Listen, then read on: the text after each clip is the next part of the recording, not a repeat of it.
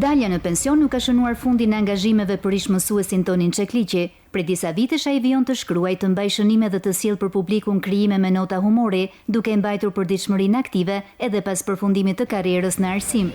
Si të shkon për parëkjeri, ti thua çfarë të pëlqen? Dalin pension e kam prit pak keq, sepse ishe mësuar gjithë jetën, ka 3 vjet më punu, dhe pastaj meta, si thot populli, si peshkun zall.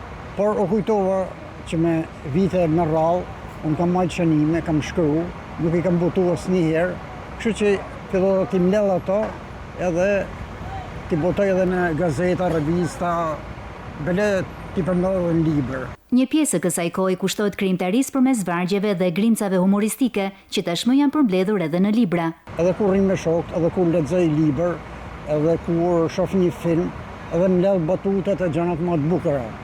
Edhe më gjithmonë një blok shënimesh ku i shkruaj këta. Mundon me gjetë anë pozitive edhe të elementi më i pafavorshëm. Aktiviteti dhe krijimtaria janë bërë pjesë e mënyrës së tij për të shijuar këtë etapë të jetës. Për mua lumturia, jo vetëm e pensionistëve, po njerëzve, e kam thënë edhe, ju thash edhe, është shpirti i mirë.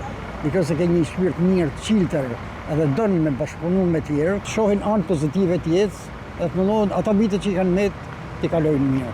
Historia Tonin Çekliqit është një shembull se pensioni mund të jetë një tjetër etapë e jetës, e mbushur me angazhime, krijimtari dhe dëshirë për të qenë aktiv, të vazhdosh të mësosh, të krijosh dhe të ndash me të tjerët atë që ke për të thënë, mbetet një mënyrë për ta mbajtur përditshmërinë të gjallë në çdo moshë.